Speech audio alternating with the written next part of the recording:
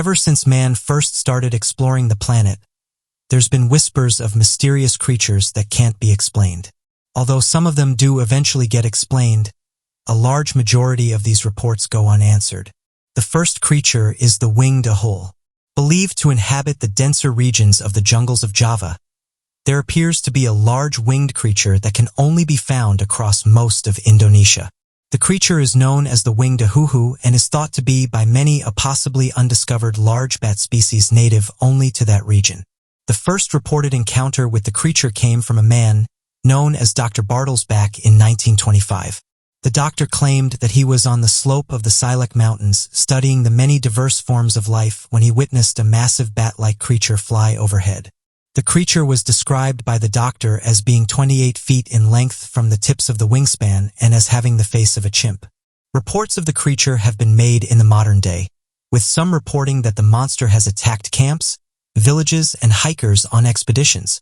Scientists have even theorized that the existence of the creature could be likely that of an undiscovered species, given the rather large bat subspecies that live nearby. Natives have reported this creature for the last few hundred years, saying that it likes to attack humans and usually comes out at night. This has caused some of the locals to even fear going out during the night, as whatever this creature is seems to be confident in approaching humans. One suggestion that has been put forward is that it could be an undiscovered species, one that hasn't yet made itself known to science. There are many regions in the world that we haven't explored yet, and it's said that there's still many creatures waiting to be discovered. Interestingly, this creature is said to have been witnessed in a variety of locations. Some have made the connections between two creatures, saying that the Mothman sighting sounds eerily similar. This has caused some researchers to suggest that the two animals are the same and that there could be a small population of them hiding in various parts of our planet. Researchers have said that the first ever reported sighting of the Mothman comes from the small town of Point Pleasant. The story goes that according to a group of 5 individuals, as they were busy working at a burial plot, getting ready to dig a new grave, they heard a strange noise overhead.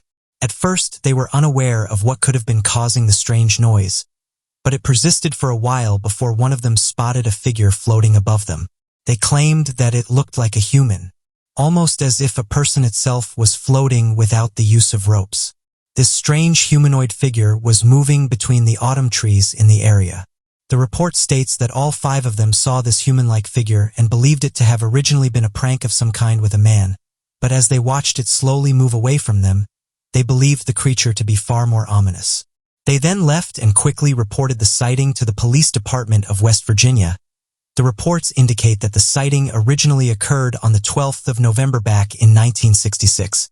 Many have often disregarded this sighting, believing that given the fact that the creature was reported as not having wings of any kind, that it could not have possibly been the Mothman sighted in the town of Point Pleasant.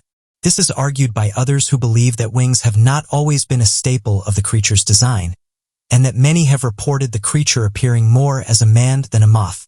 Another interesting report is those that come from police officers. The police are known for keeping the peace of the community, enforcing the law, protecting people and properties, and fighting crime. Beyond law enforcement, police officers don't take paranormal activities seriously. But if you're residing in Navajo Reservation of the American Southwest and report a case relating to the paranormal, they'll attend the matter the same way they would to any other. Many cases of UFOs, ghosts, Bigfoot, and skinwalkers believed to have the ability to shapeshift into any creature have been reported to the Navajo Reservation. They have to create a specialized branch of their department to look into such weird cases. The Navajo Nation Rangers, as the special branch team is called, investigate cases of the paranormal, alongside being specifically trained in tasks like managing archaeological fish and wildlife services and national parks. After all the cases they handle, less than a percentage accounted for paranormal activities. Retired Officer John Dover and his partner Stanley Milford gave more insights on these paranormal cases. In one of the cases they investigated, a young lady claims that on the particular night she saw a glowing orb following her while she was driving home. She was lucky to get back safely, but as she was about to park her car in her regular spot, she spotted a huge rabbit sitting where she would have parked, looking at her. The woman ran into her apartment, locked the door, and when she woke up the next morning, she had a migraine. Both investigators found unusual electromagnetic readings around the car, especially around the driver's seat. In another case, a man living alone in the desert claimed to have seen a UFO ship, which land and different aliens inspecting his home before they took off into the night. The rangers found mysterious round holes close to his shed. They also investigated a case of a haunted house, where coins were dropping like rain, with no way of explaining where these coins were coming from. According to Milford, they investigated these cases because people were frightened by what they saw, hoping to find someone to turn to and listen to. Another creature that's been witnessed by the officers is that of large wolves. These giant wolves have been reported for years, and some have suggested that these creatures have lived in the area for thousands of years. They have been called many different names, but one of the more well-known ones is that of shapeshifters. Regardless of whether you believe in these stories, they're still being reported to this day. Another interesting topic is that of orbs. All around the world are a number of strange reports that tell of mysterious paranormal entities. These are said to be able to manifest into different shapes and energies. For many years now, orbs have been showing up in videos and photographs. If you ask those that study photography, they will tell you that these small-looking anomalies are easy to explain. The go-to answer is that these small objects are in fact dust particles, or in some cases water droplets. 99% of the time you can't pick these up with the human eye, as they're very small and our eyes aren't able to focus on them. However, many of these over the years have been picked up by camera equipment. Although researchers will tell you there's no mystery about them, paranormal researchers will tell you otherwise. In fact, they believe that these little orbs are in the souls of beings that once lived. They suggest they take on these shapes and live through these little balls of light. Interestingly, over the years, some have said they've seen the balls of light traveling at high speeds and even changing shape and color in front of their eyes. If this is the case, it's been put forward that dust orbs and these light orbs are completely different from each other. Some individuals have said that there is even such a thing as different colored orbs, and these have different meanings. For example, if you capture an orb and it's white, gray, or clear, this could mean the entity is trying to communicate with you, meaning it could be a loved one or a pet that has recently passed away. One paranormal researcher suggested that silver orbs belong to those who have lost their ways. These can usually be found in haunted buildings and belong to people that still wander this earth after they passed. This could mean they have unfinished business or didn't accomplish something they wanted to in life. Another suggestion for these colored orbs is that the person they belonged to in life was bad, and because their life choices were bad, they now have to spend eternity looking for forgiveness. Dark orbed colors, such as that of black, are up for debate. Some paranormal researchers have suggested that these colors are linked with evil and bad spirits, while others have said this isn't always the case. For example, if someone is carrying out research in a hazardous place, you may see this colored orb and it could be acting as a warning. Red and orange orbs are perhaps the most commonly photographed orbs there are. Although red is sometimes associated with evil or even demons, paranormal researchers have said this isn't the case, and that these colors mean that someone is looking over you. These colors have been described as being powerful and giving off an aura that could help you if you experience some hardship in life. If you see these colored orbs, it could mean your guardian is close by and looking out for you. Of course, just because some individuals have said these colors mean certain things, it doesn't mean it is true. There's no scientific evidence backing this up, and at this moment in time, it's just a theory. However, some researchers do believe that different colored orbs do give off different energy. Even more confusing is that some researchers have said that if you zoom in on them, you can even see faces or shapes. This is of course up for debate, as many people have suggested that what people are actually seeing is that of pareidolia. With that being said, there are those that believe the faces are very much real, and are in fact the faces of the people whose souls are trapped inside these orbs. This subject has been heavily studied by paranormal enthusiasts and is up for debate. So what do you make of these mysterious creatures? As researchers make attempts to pierce the veil on the shrouded history of our collective past, they have found startling, strange artifacts and ancient stones that seem to tell peculiar stories and force experts to question previously held assumptions. Such odd discoveries have been found all around the world and point to impossible to explain moments in history that are left relatively unanswered even to this day. So today, here at Unexplained Mysteries, we will be going over 5 mysterious ancient stone artifacts that have been discovered that researchers have a hard time trying to explain. Kensington Runestone. Back in 1898, found in the Midwestern state of Minnesota, a Swedish immigrant by the name of Olof Oman had reportedly made a strange discovery located near the small town of Salem that has been the object of debate for the past 12 decades.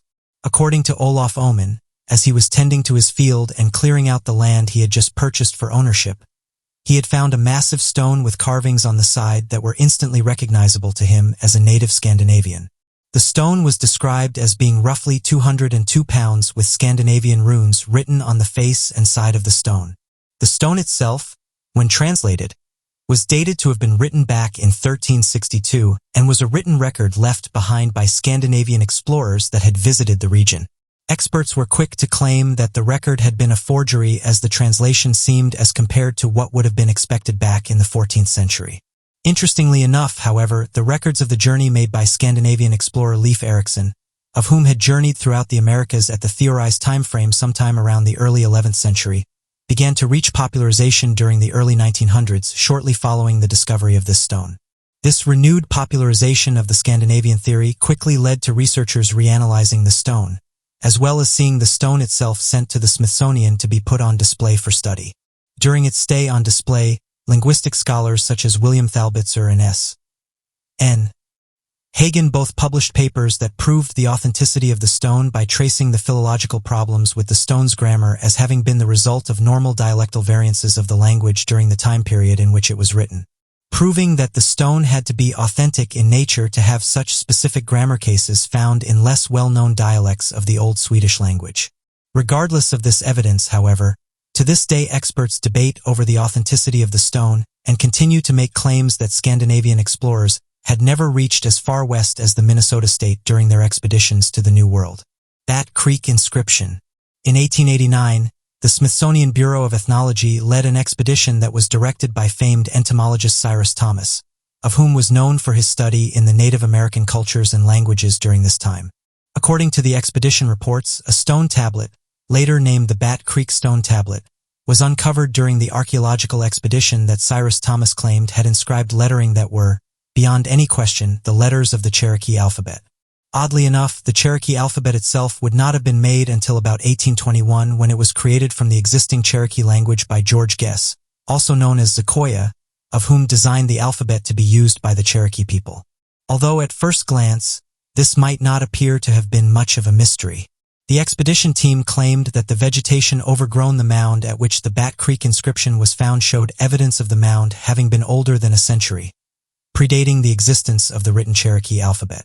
This strange realization of the odd conflict between the invention of the Cherokee alphabet and an artifact found with the inscribed lettering before the letters were invented led to an immediate worldwide puzzle that would bring experts with all different backgrounds working to try to solve the strange mystery. It would not be until a man named Cyrus H. Gordon, not to be confused with Cyrus Thomas, of whom discovered the stone tablet, would work to translate the stone and uncover that the Bat Creek inscription possessed Paleo-Hebrew lettering and not that of the Cherokee alphabet. When translated, the Bat Creek inscription spelt out the phrase for Judea, a phrase that served as old land claims for the Jewish people. Given anti-Semitic thoughts at the time, the rock would be dismissed as nothing more than a hoax to prevent any legitimacy from stemming from the Paleo-Hebrew find, leaving the origin of the stone a mystery for the modern day. The Newport Tower, Rhode Island. Found in the Toro Park, located in Newport, Rhode Island, there stands the remains of an old stone windmill that was once used as a major ammunition storage depot during the American Revolutionary War and stands as a symbol in the modern day of American independence. Although many might dismiss it as another historical site of American history, the tower itself has been at the center of intense debate relative to the reveal that its construction is believed to have predated the European colonization of the area and have been built by pre-Columbian transoceanic contactees. Back in the year 1837, a Danish archaeologist by the name of Carl Christian Raffin believed that the Newport Tower actually predated any of the European colonies that were established in the area, and that it was evidence that previously believed Nordic expeditions that may have passed through the area had built the tower not to serve as a windmill, but as an old Nordic church. Additionally, an archaeologist by the name of Philip Ainsworth means hypothesized that the structure had been built between the 11th and 14th century given its construction style, and that the existence of fireplaces throughout the tower showed evidence that the original purpose of the construction could not have been used for a windmill, as the flower would have been too flammable for the existence of fireplaces throughout its construction. There's no evidence of the structure having been used as a church or a windmill, and the Nordic origins of the tower are still under debate, as no concrete evidence for either theory has been established. The Narragansett runestone. Back in December of 1984, a man who had been hunting for quahog claims in the Pujac Point region of the Narragansett Bay noticed a large stone slab that had strange markings that had been scratched into its surface. After spending a considerable time attempting to pull the stone from the region but being completely unsuccessful as the stone weighed more than 2.5 tons, the quahogger quickly reported the slab to the Rhode Island Historical Preservation and Heritage Commission shortly after. This led to a short expedition by the Historical Preservation and Heritage Commission that located the stone during the brief period in which it was visible within low tide, and found that it had originated from upland and most likely was down in the bay after extreme events of erosion. The stone, however, was not removed from the bay during this time, and would later be during 2012 when the stone disappeared from the waters after having been stolen, forcing the State Attorney General's Environmental Unit and DEM's Criminal Investigation Unit to spend more than a year before finally recovering the stone from the stone thief. It would be at this time of recovery that a strange character known as Everett Brown would come forward claiming that the rune stone belonged to him, as he and his brother claimed to have carved the runes into the rock back in 1964. When officials questioned why the man had not stepped forward after its initial discovery, he dismissed such questions on the grounds that he had merely forgotten and only recently remembered. Interestingly enough, there's a substantial amount of evidence that the stone predated the supposed carvings of 1964 and that the runes are legitimate in nature. However, given the conditions of erosion and lack of further evidence to date, further information and the theory surrounding the Narragansett runestone is limited and remains a mystery to this day as to its true origins. Westford Night. Back in 1873, in a printed edition of the Gazette of Massachusetts, was a lone article detailing a strange carved rock that, at the time of the article, was believed to have been made by a local Native American tribe, as the impressions of the rock predated any known post-Columbian transatlantic contact people. It was not until 1954 when the president of the Archaeological Society of Connecticut, a man by the name of Frank, visited the carved rock and began to notice additional impressions and indentations in the rock that seemed to match a sword and shield of European origin. After discussing this finding with a man by the name of T.C. Lethbridge, surrounding a theory of Nordic people having once possibly ventured through the region, the two archaeological experts believed that the carvings in the rock were evidence of such Nordic expeditions. Interestingly enough, however, Lethbridge would then visit the carvings and claim that the figure more accurately resembled a medieval knight from the 14th century, and that the sword carving on the rock was not that of a Nordic sword, but rather that of a hand and a half-wheel pommel sword, of which was common in the 14th century in North Britain. It was after this discovery that the rock would be named the Westford Knight, named after the town of Westford, Massachusetts, where the carvings resided. So what do you think of all these strange and mind-blowing ancient stone artifacts that researchers are still trying to better understand in the modern day? UFOs have fascinated people for years. Now, before we discuss this topic, it's important to remember that a UFO is simply an object that someone cannot identify at that moment in time. It's only been in recent years that UFOs have been linked to extraterrestrial beings. One interesting case happened in Zimbabwe. On the 16th of September, back in 1994, there was a sudden influx of strange unidentified flying objects hovering over houses and small towns. These strings of reports would only be quickly forgotten shortly after. But not long after these reports, a much more impossible to explain encounter took place. Known as the Zimbabwe Aerial School Encounter, more than 60 children claimed to have witnessed a large, unidentified flying object. This craft was described as being metallic and disc-shaped in design, with several small gray aliens emerging from the spaceship and communicating with the children telepathically. This reported event would then lead to an investigation from BBC reporters, as well as countless hours of recorded interviews and footage with the children that all confirmed each other's stories. The event is reported to have begun at around 10 a.m. in the morning. The children were aged from 5 to 12 years old, with the temperature outside being around 32 degrees. A few of the children then started to point into the sky and claim that they could see silver orbs. It wasn't long before the rest of the children soon noticed the mysterious object. Several reports went on to say that the objects disappeared in the sky, only to reappear once more and then make their way to the ground. The silver crafts landed around 300 feet from the playground. The children stayed back because the surrounding area is known for having venomous spiders and snakes. A humanoid that was described as being 3 foot tall then exited the craft and started to make its way towards the children. One of the witnesses reported that the humanoid had a large head, narrow face, and long neck, further saying that it was gray in color and moved funny.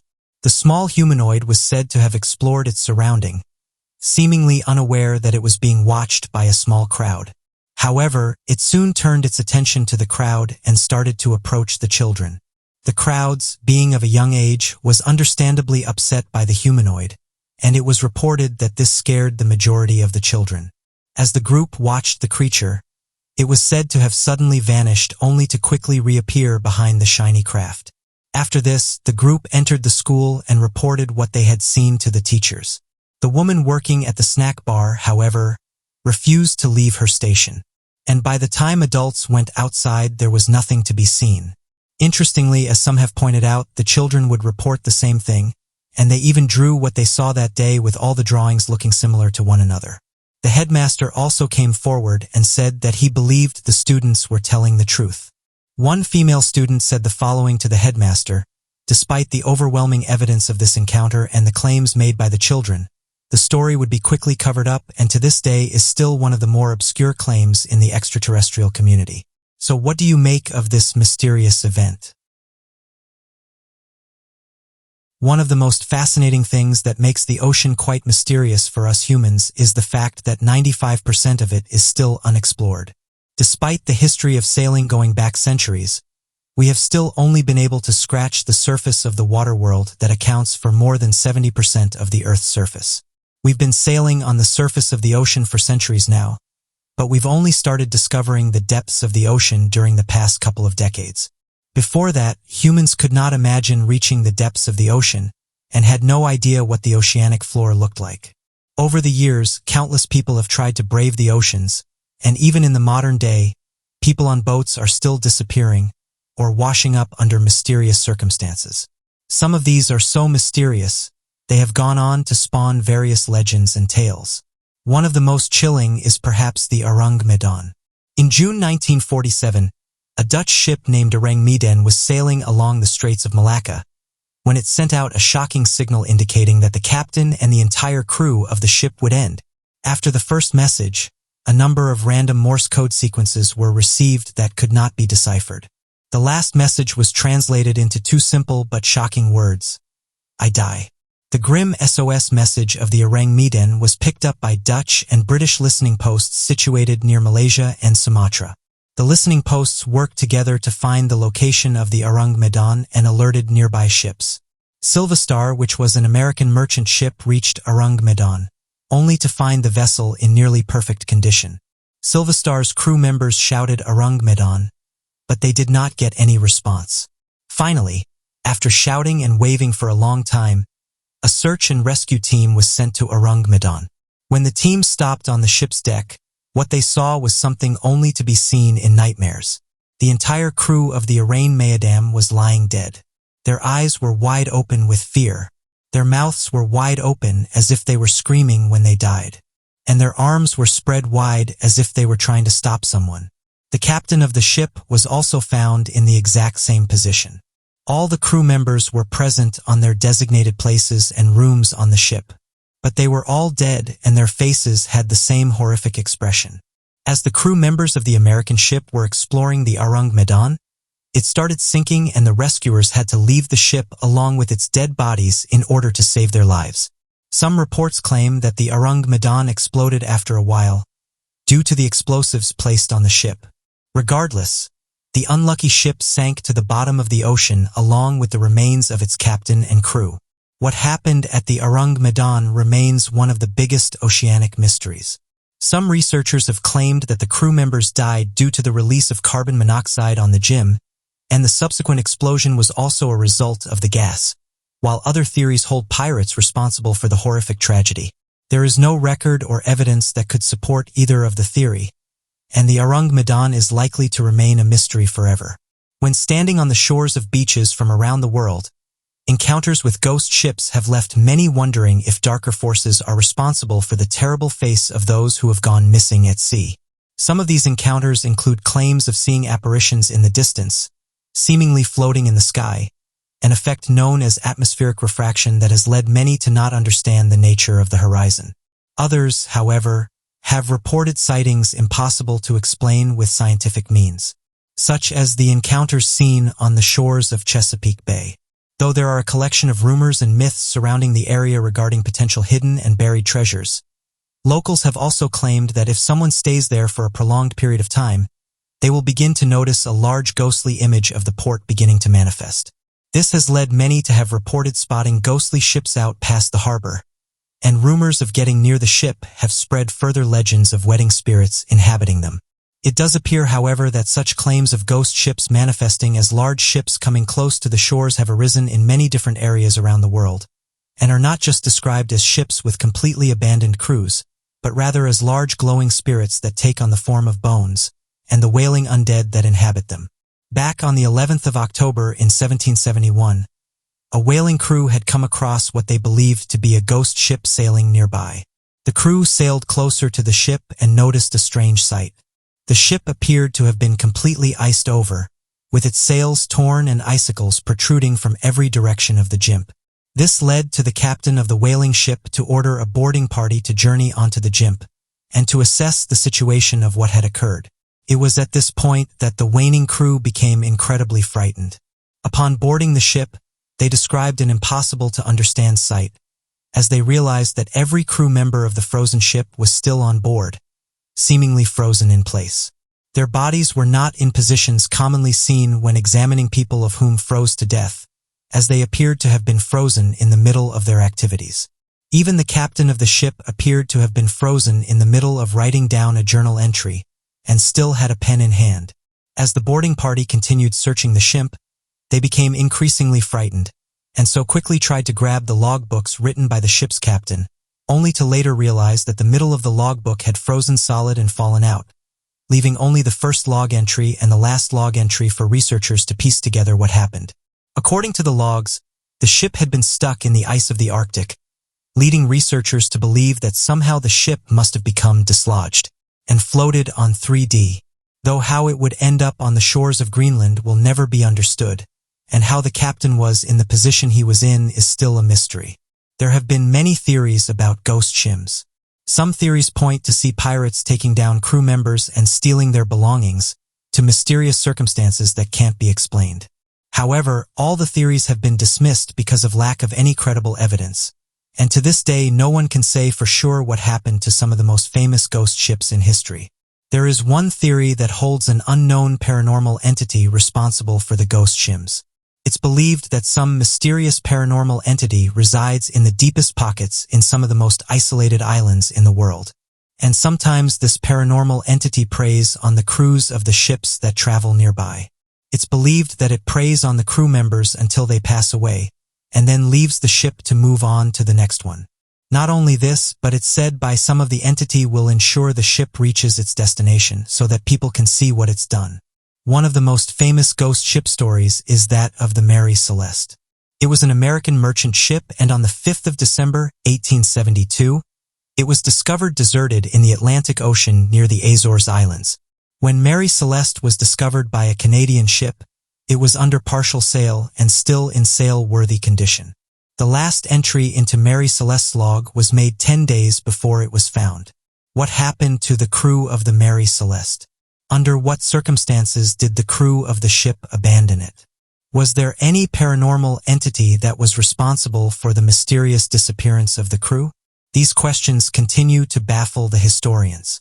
Most of the believers of the paranormal entity responsible for ghost ships point to the Mary Celeste and raise some very valid arguments that point to the presence of such an entity. It seems that because of how vast the ocean is, it's very likely there's many more ghost ships floating around our planet. Each of these interesting discoveries helps researchers to uncover what happened moments before these ships were abandoned, or what happened to the crew members. Although researchers have done a great job unraveling some of these mysteries, it seems there are still a few cases that remain unsolved. In some of these cases, the more information that's released, only more questions are put forward.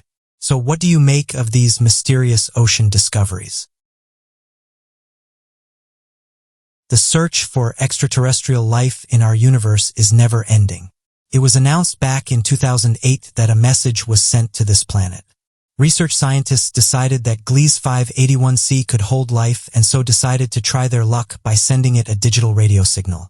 It contained a digital time capsule that held more than 401 messages.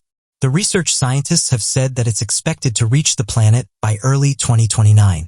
Interestingly, it's now been announced that this message may have been a complete waste of time and research. The planet was discovered back in April of 2007. It took the world by storm as it proved to be the first discovered exoplanet with the believed to be habitable atmosphere and liquid water on its surface.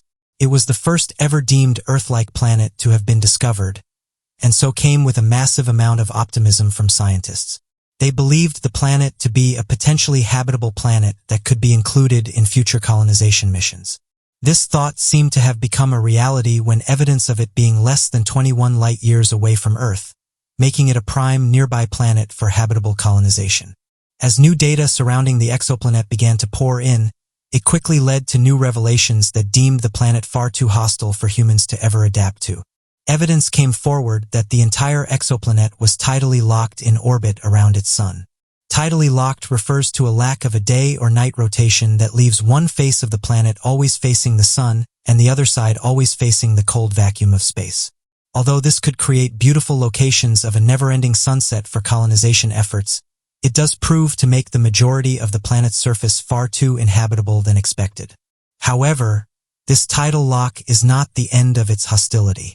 As new evidence surfaced shortly after the discovery of its tidal lock, they determined the collective mass of the planet to be more than 5 times larger than that of our planet.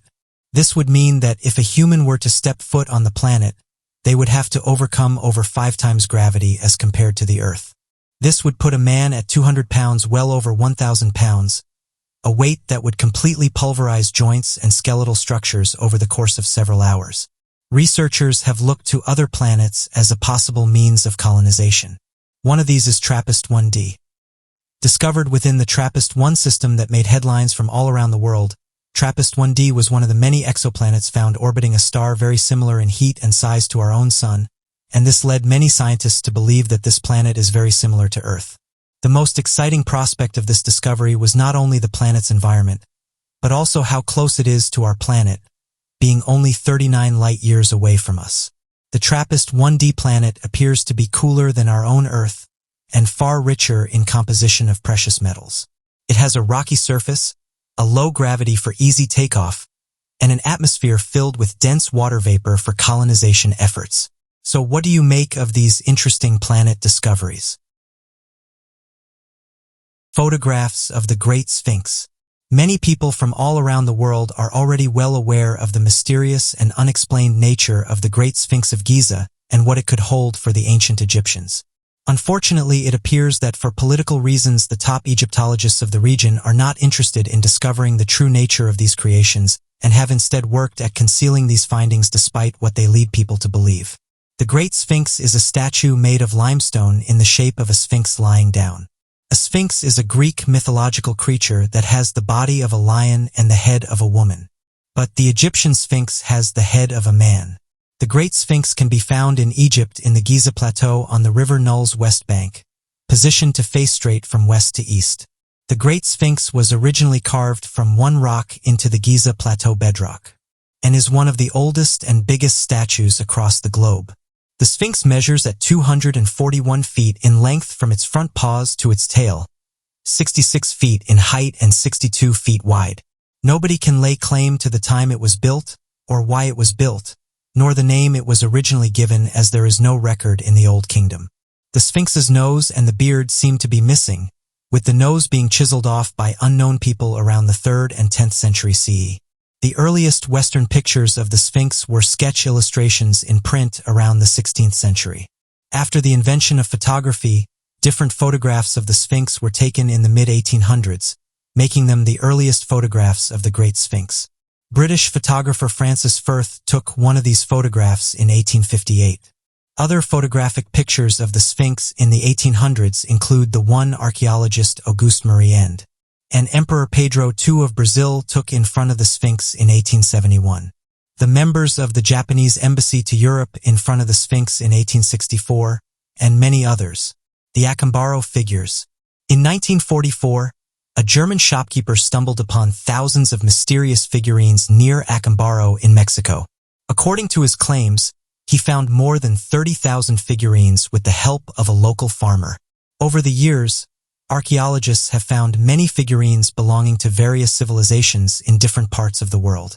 However, these figurines challenge the current human knowledge about the history of the world. These mysterious figurines appear to depict humans and dinosaurs living together. Also, some of the figurines resemble aliens and flying saucers. Initially, the experts thought the figurines dated back thousands of years, and one of the studies showed them to be around 4,500 years old. However, over time, more studies were conducted, and the idea that these were ancient figurines was widely dismissed by archaeologists. In 1952, Charles de Pesso was an American archaeologist who examined the figurines. He found that the surface of the artifacts did not have any signs of weathering or dirt collection in the cracks, as according to him they were not thousands of years old as previously thought. Charles de Pesso used his observations to conclude that the artifacts were not ancient, and he also stated the family which provided these figurines were famous for making figurines. He also claimed the family made these figurines after watching characters in various comic books and movies.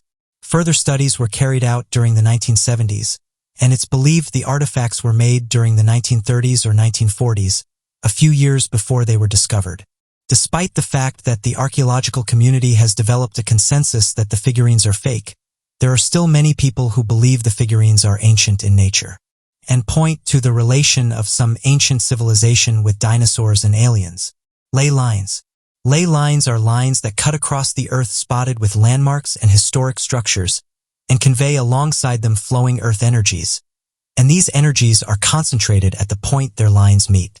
The concept behind ley lines started with amateur archaeologist and businessman Alfred Watkins in 1921. This was when he realized that ancient sites appear to line up with others close by. He drew lines in his map to show the people that lived in Old Britain traveled in a straight line pattern, with major man-made or natural sites falling in these lines. In his 1925 book, The Old Straight Track, he suggested that ancient Roman and medieval structures across the globe fall within these straight lines. But his proposal was rejected by experts and archaeological scholars. His fault-finders noticed that his thoughts depended on drawing lines between destinations set up at various times of the past. They additionally contended that in ancient times it was unfeasible to go on a straight line of a bumpy or rugged zones in Britain, rendering his ley lines far-fetched as trade runes. A year later, Watkins' followers started the Straight Line Club, and in 1927 Watkins published a book titled The Ley Line Hunters, and this was said to help those interested in finding their own ley lines. The New Age movement interest in ley lines started in the 1960s by the Earth Mysteries movement, growing from something ordinary to a whole new field of study. With more published books, researchers and people gathering together to dig deeper and find new paths that lead to ley lines. Most believe these ley lines had supernatural powers or mysterious energies, even though Watkins never had this thought from the beginning. Other paranormal subjects have infused the concepts of ley lines to include things like UFOs and Atlantis. Critics to this day feel that until ley lines are proven scientifically, it cannot be taken seriously as most of the connected lines are mere coincidence. Ley lines remain a mystery, and whether they're true or not, it goes to show man's interest in finding patterns in everything around us. Lake Winnipeg Saki Mystery Stone, one of the most famous out-of-place artifacts, is the Lake Winnipeg Saki Mystery Stone. It's believed the stone was discovered in 1872 in Meredith, New Hampshire, United States. The stone was accidentally found in a dark hole for a fence post. The discovery was credited to Seneca Land, the businessman who'd hired the workers for the digging. Seneca Ladd died in 1892 and the stone was passed to his daughter, who later donated it to the New Hampshire Historical Society. The mystery stone has an egg-like shape and different symbols carved on it. Some of the figures carved on the stone include corn, strange arrow spirals, a celestial object, and various dawns. The stone is around 4 to 4.2 inches tall and is around 2.5 inches thick. It has a hole that goes from the top to the bottom. A number of studies have been carried out to find the origins of the stone, but nothing conclusive can be said about its origins. According to one theory, the Lake Winnipeg Sake Mystery Stone actually commemorates a treaty between two tribes. Another theory about the stone suggests that it's a thunderstone. In 1994, an archaeologist named Richard Bosvecht conducted a borescope analysis of the stone. According to his findings, the holes in the stone did not seem to be created by any prehistoric North American civilization. Instead, it seemed as if the holes were created by modern-day power tools, of which would have been available during the 19th and 20th century. According to analysis, this stone is a type of coisoned ghost ship of Northumberland Strait. For more than 200 years, a mysterious ghost ship has been seen at different places by residents that live near Northumberland Strait that separates Nova Scotia and Prince Edward Island. The phenomenon has been recorded over the years in books and articles, but it's also faced much criticism. The first recorded event happened in 1786. A lighthouse keeper at Sea Cow Head was surprised to see a boat that had 3 masts sailing at full speed towards the rocks, propelled by the treacherous winds of the northeast gale. With all hopes lost as the ship drew closer to the cliff, it suddenly made a turn and faced the wind and then disappeared. Over the years, all the witnesses that sighted the ship gave the same description as each other. One such sighting happened in January 1988. Where a burning ship not far from Borden was spotted from a ferry, even though the radar instrument did not detect it. The captain of the ferry took his men and made an attempt to rescue the crew members of the burning ship, but as they drew closer, the ghost ship vanished. That same night, another couple spotted the burning ship, and knowing what it was, did not raise the alarm, but decided to watch it before it vanished. At another time, a 3-master ship was reported to be ablaze at Charlottetown Harbor. A rescue team set out to save the men on board of the Jimp, but as they drew closer, once again the ship had disappeared into their midst. The ship was never found, even though a search party was sent out to look for it. No one knows the story behind the Go Jimp, but many theories have been made over the years. One such theorist, as a captain of a pirate ship, made a deal with the devil in an attempt to keep his loot from being discovered. In exchange, the captain and his crew members would sail on a burning ship for all eternity. According to the story, the deal was made when the ship was burning and about to sink after it was attacked by another ship. Throughout history, many questions have been left unanswered. After various tests, some of them have been eventually answered, but there's still a large majority that confuses researchers and scientists. There's one question that's managed to keep hundreds of scientists and researchers in suspense. Is there life beyond Earth? Along with the advances of technology and the evolution of humanity, more theories have been born and put forward to answer this question. Nearly every culture and religion have a different answer based on their beliefs, and as of today, scientists are working hard to get an answer for this question. One interesting topic that's gained traction over the last years is that of UFOs. And in the last decade alone, there's been no shortage of reports. One interesting report is that of the Trindade Island UFO. Brazil has been the region of a large amount of UFO sightings over the years. One interesting unidentified flying object was captured close to the island of Trindade. This object was witnessed from a Brazilian training ship at 12 in the afternoon. Going back in January 1958, the ship was participating in projects related to the International Geophysical Year. Different testimonies state that between 11 a.m. and 12 p.m., a group of crew members were at the back of the ship when they noticed something strange. Immediately, all the people who were on the deck observed a strange flying object. It had the shape of a saucer and moved in an inconsistent way. The witnesses declared that unlike the flying ship that existed at the time, the object did not make any sound.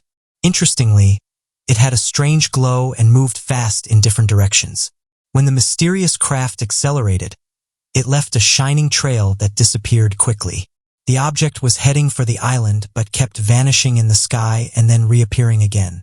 Just after this possible sighting of extraterrestrial life became known to the country's authorities, the images taken were evaluated by an aerial laboratory, and this was carried out by the Brazilian Navy.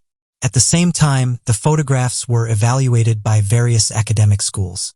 At the time, each image was declared as genuine, taken under real circumstances and being consistent with the testimonies of the ship's crew members. This included all military personnel and the ship's captain. This event was so relevant for the country's military and government that even the president had to declare his confirmation of the events that had occurred. However, on more than one occasion, the credibility of the photographer was questioned, and evidence had been found that on previous occasions he had submitted false or altered photographs. However, these weren't centered around unidentified flying objects. To this day, it's not possible to know what happened that day, and even if the photographs it said that what people encountered that day was very much real. Another interesting report is that of the Varignar UFO incident. This mysterious event happened on the 20th of January 1996. Two sisters and their friend reported that whilst walking home, they encountered a strange being.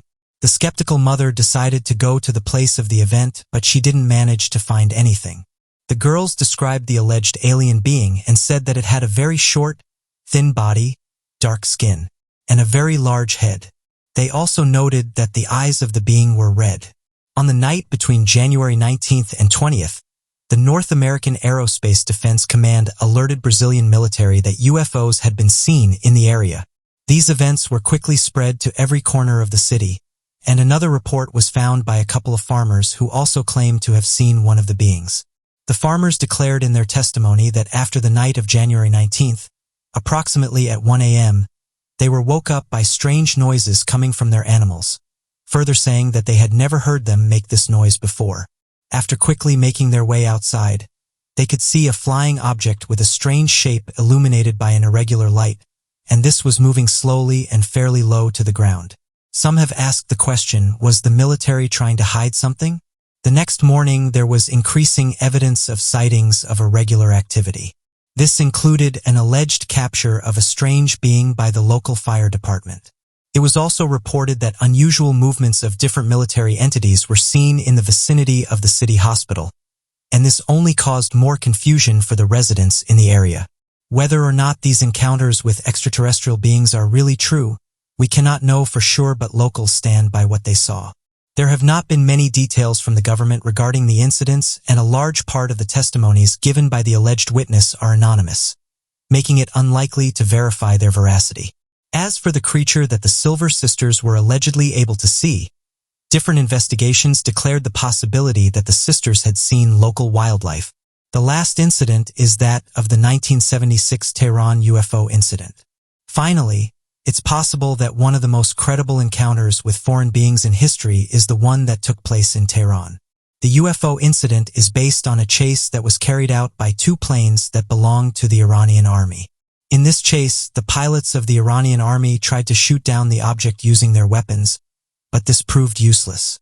Interestingly, every time they tried to do this, they stopped working as they approached the object. In 1976, specifically on September 18th, the Imperial Air Force was informed of different reports and sightings of strange objects in the sky. This was alarming to all those who witnessed it, since it was never seen before object with the shape of a sphere. This strange object was also seen firing out multiple lights, something that witnesses couldn't explain. After hundreds of calls from civilians, it was decided to send an F-4 Phantom for the purpose of investigating what was happening. This aircraft took off with the sole purpose of intercepting the unidentified flying object. Since the pilots managed to locate the object, they had orders to attack it. But strangely, when being around 50 kilometers away from the foreign object, the Iranian craft began to present some failures, and this stopped the military from being able to communicate with each other. The pilots decided to return to the base, noticing that since they got away from the object, they recovered all normal functions of the plane. As expected, a second Iranian ship took off to identify the unknown object. Unlike the first encounter, the mysterious object began to make its way towards the plane, almost as if inspecting it. The pilot said that the craft in question was very bright and that as it got closer, the brightness of the object stopped them from getting a good look at the craft. Not only did this craft come close, but it was reported that it released a drone-like object. This observed the plane and then returned back to the original object. The pilots felt that they were going to be attacked, so they decided to fight back. They noticed that the weapons panel was completely inactive, which was alarming when they were in the sky with something they had never seen before. However, they received no attacks, and it seemed as if the craft was just interested in the plane. One of the smaller objects descended into the desert, and the Iranian plane was ordered to proceed. The next day, a search was conducted for evidence of the sighting, and whatever was found remained a secret. This has been recognized as one of the most reliable events or encounters with unidentified flying objects in history, due to the number of witnesses who were able to observe what happened. The main witnesses were different pilots of the Iranian aviation. Interestingly, the Pentagon has even got involved in the UFO phenomena. Back in 2007, the Department of Defense began developing a UFO research program. It was tasked with gathering information regarding unidentified flying objects and conducting research as to the observed aircraft and their origin. The research group were quickly budgeted with $22 million in support and a team comprising of military intelligence officials. Interestingly, many of the UFO cases that were investigated couldn't be explained. In fact, many of the researchers involved in the program regarded these UFO sightings and craft as having no earthly origin and displaying behavior that could not be explained. This could very well be the closest the Department of Defense will ever come to admitting the viability of extraterrestrial craft without directly saying it. The methods used to determine whether or not these crafts were threats to national security circled around where these crafts were spotted, the technology the craft used, and its ability to be used in warfare. Using these simple metrics, it became apparent to the researchers that not only were these unidentified flying objects a threat, but they demonstrated technology that couldn't be matched if a fight ever played out. Although the program has currently been discontinued, which is the main cause for the declassification of the files, the chief of the UFO program still heavily believes in the importance of the study, saying that studies like these need to be carried out in the name of national security. So what do you make of these interesting cases? NASA have said that one of the largest asteroids they've detected is moving towards our planet. Warrantly, they've said that if it ends up on a collision course with our planet, then the effects would be massive. Similar to that of the giant asteroid that struck our planet 66 million years ago and triggered the extinction of 70% of land animals. This is the asteroid that is responsible for wiping out the dinosaurs. The giant asteroid that NASA has been monitoring is named 52768. 1998 or 2 and NASA have said they're keeping a very close eye on it. Researchers at the NASA Center for Near-Earth Object Studies are giving us updates. After looking through the data, the researchers have said that this asteroid was traveling at over 31,320 kilometers per hour. It has an estimated diameter of 4.1 kilometers or 2.6 miles, and is easily big enough to cause a large amount of damage if it were to strike our planet. The asteroid is expected to come close to Earth on the 29th of April this year. Once again, though, NASA have said this asteroid will most likely miss our planet. Researchers have estimated that it will miss Earth by a couple of million miles. With that being said, measures need to be taken and they have to keep an eye on the asteroid's activity. Although this seems very far away in regards to space that's relatively close. Interestingly though, researchers have said that if the asteroid's current trajectory changes, then this could put it on a collision course with our planet. That's one of the beautiful things about space. Nothing is set in stone and the smallest changes can have massive effects. While scanning the cosmos, NASA researchers have been able to find some incredible celestial objects. According to NASA, there are more than 25,000 asteroids near us of 140 meters in size at a minimum. There are plenty of other near-Earth objects that could be a threat to our planet, some of which are miles in diameter. NASA are constantly scanning the skies for near-Earth objects. These are small celestial bodies such as asteroids that could cause harm to our planet. One of these that's recently made the news is that of 2002 PZ39. NASA confirmed this asteroid did come close to our planet, further saying that it was, however, despite the mainstream media picking up this information, researchers have said they knew it wouldn't make contact with our planet, further saying that it's much smaller than the asteroid that took out the dinosaurs. The celestial object came close to our planet on the 15th of February. NASA made the following statement. Potentially hazardous asteroids are currently defined based on parameters that measure the asteroid's potential to make threatening close approaches to the Earth. NASA went on to say that their research showed them that the asteroid in question is over 3,200 feet in diameter, and that if it were to make contact with our planet, it could potentially set off a chain of events, including that of setting off supervolcanoes. It's important that astronomers conduct further research on these objects when they're first built upon.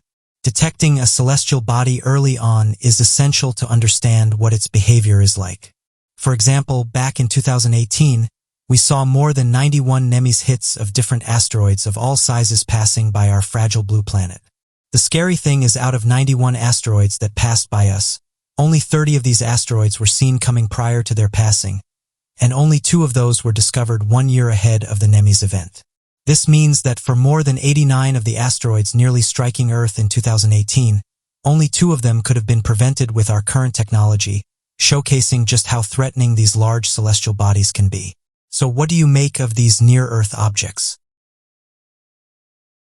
For many years now, the scientific community have tried to determine the age of the planet. By dating the rocks in the Earth's crust and rocks from the Moon, scientists and researchers have been able to come up with an estimate. Rocks that have returned from the Moon have been dated to be 4.5 billion years old. These rocks support the idea that the Earth and the rest of the solar system formed around 4.5 billion years ago. A new discovery could hold the clue to one of the biggest questions. Is there life out there in the universe? Scientists have said that they think they found an extraterrestrial protein inside a meteorite. This space rock made contact with our Earth 30 years ago and has been the result of various tests. Interestingly, it's said that the protein inside this meteorite didn't originate here on Earth. This paper characterizes the first protein to be discovered in a meteorite. As of right now, scientists have proposed that missions should be set up in order to mine these asteroids. Thousands of these asteroids can be found scattered across our entire solar system. The majority of them can be found in the main asteroid belt, which is located between the orbits of Mars and Jupiter. Recently, NASA have announced that this giant asteroid known as Psyche contains enough precious heavy material to make everyone on Earth a billionaire. The incredible statement was announced shortly before NASA said they're going to investigate the asteroid. It's over 140 miles in diameter and can be found between the orbits of Mars and Jupiter. NASA hope that they will be able to launch a mission in 2022, is to investigate the treasure it's holding. It's even caught the attention of private companies and space mining companies that hope to take a slice of the asteroid for themselves. Researchers have estimated its worth over 10,000 quadrillion. This has also piqued the interest of people who want to invest in space mining. One person called Mitch Hunter said the following to BBC. Then the possibilities are almost infinite. There's an astronomical amount of money to be made by those bold enough to rise to the challenge of the asteroid rush. Some, however, have called this move an economic impossibility. This is because the world's economy has a worth limit, meaning you can't just flood it with trillions of pounds worth of precious minerals. As you can imagine, though, some people are not happy with this news, with some saying that before we go into the cosmos and deplete it of its resources, let's reflect on our own planet and what we're doing to it. Whereas others have said that we're running out of resources on this planet and need to look for other options. NASA said the following about the asteroid. We have studied this asteroid and think that it is the shape of a potato. Observations indicate that its dimensions are 173 miles by 144 miles by 117 miles. Psyche orbits the Sun between the orbits of Mars and Jupiter at a distance ranging from 235 million to 309 million miles from the Sun. This intriguing asteroid is now the primary target of a mission that's aimed to launch in August of 2022. So what do you make of these interesting space discoveries? One of the most impressive and powerful empires to come out of all of South America was the Empire of the Aztecs. The ancient civilization became an almost overwhelming presence throughout the entire region during their time. The Aztecs formed the central hub for their city in what is now modern-day Mexico City, and has been the topic of a wide variety of archaeological discussions. It appears that the early tribal civilization had produced a wide variety of technological breakthroughs for their time. including a complex and detailed calendar with an accurate map of the constellations, as well as specialist crafts in ceramics, featherwork, and early developments of a written language and higher education. Interestingly, even though a tremendous amount of information regarding the old civilization is recorded, not much is known in the modern day about where the tribe originally came from or what changes they had undergone compared to neighboring tribes. It became obvious to the first European settlers that the Aztec tribe had a strange culture and religion that focused around an almost apocalyptic scenario and would often engage in strange human sacrifices to appease their gods. It became obvious that wherever these original rituals came from, it did not completely originate solely from the Aztec Empire, and references and mythology spoke of a land from where these tribes came from that most likely first spawned these ideas. The land was known as the Lost Land of Aslan, which was said to have been the home of 7 different tribes that arose from the city known as the Place of 7 Caves. Each of these underground caves helped the different people in a safe and secluded location until they emerged into the world. Due to the mythologies ranging from different tribes regarding the origin land and where it could be located, no one has been lucky enough to find it, and this wild goose chase has led me to believe that perhaps it's nothing more than a religious story, with no basis in historical fact. One thing researchers do know about is the weaponry this civilization used. One of these weapons is known as the macajito, and historians have said it's not your typical sword. The Aztecs would have crafted this weapon using oak wood, and around the edges would have been extremely sharp obsidian blades. Various tests have shown that it could have been used in a variety of ways. One way would have been using the extremely sharp blades to slice through their enemies, while another way would have been to use it as a band and use blunt force to take down their enemies. With one fast blow, researchers have even said it would have been able to take down a horse. Historical documents reveal the Aztec people and civilization were feared, as they used advanced weaponry to put fear in their enemies. They focused heavily on intimidating their opponents. But if it came to it, they would have been more than ready for battle. They weren't just people who swung around weapons. They were extremely intelligent. The warrior would slowly make their way towards the enemy, and once close enough, they would use the Mako Yudo to cause maximum damage. As of right now, researchers have said this weapon is one of the most impressive to come from an ancient civilization. So what do you make of the macajito? All over the world, there have been reports of cryptids. One of the issues people face when they encounter these creatures is skeptics and criticism. With that being said, patterns do emerge in regards to some of these creatures. Normally reserved for the deepest of the waters and the furthest of the jungles, these creatures seem to just appear out of nowhere. They are hidden creatures whose existence is yet to be proven scientifically, living in folklore with believers trying hard to prove their existence. The skinwalker is one that many have said they've encountered. The legend of the shape-shifting entity commonly known as skinwalkers has been largely dismissed as a joke. Skinwalkers are people who can transform themselves into any creature of their choice, and most of the time they are seen as wolves, owls, eagles, crows, foxes, or coyotes. Some of them can steal a person's face and appear to look like them. It's said that if a person locks eyes with a skinwalker, they can absorb their bodies and control their actions. They are also believed to have the ability to enchant corpse powers and use it to poison dust on their victims. Even though unscientific, the skinwalker is deeply rooted in Native American legends.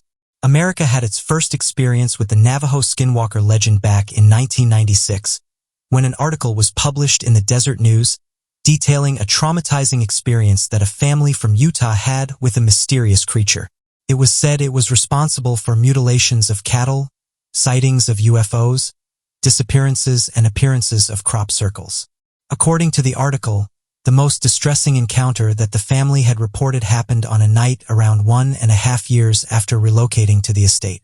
Terry Sherman, the father of the family, was having a night walk with his dogs when he saw a strange wall, which was almost 3 times bigger than a normal wolf and had glowing red eyes. It stood with confidence even after Sherman fired 3 shots at close range, which made Sherman run for hiding. Sherman's family was not the only ones who were scared on that particular ranch. After moving out, many other subsequent owners experienced similar eerie encounters, and even today the ranch has been named the Skinwalker Ranch and has become a hub to research paranormal activity. Some cultures believe the skinwalkers are born from a kind-hearted medicine man who abused native magic for evil and was then granted evil powers. These stories differ from one tradition to the other, with a common theme being the power of transforming into other creatures. According to other cultures, one can become a skinwalker after committing a taboo. Most descriptions depict skinwalkers to be physically animalistic, even when in human form. From reports, they're almost unkillable and can only be killed with a bullet or sword that has been asserted with white ash. Not much is known about these creatures since the Navajo are against discussing it with outsiders, and sometimes even among themselves. Traditions suggest that mentioning them not only brings bad luck, but also increases the chances of their appearance. Robert Spigelow, a businessman and UFO enthusiast, purchased the ranch in 1996 at $200,000.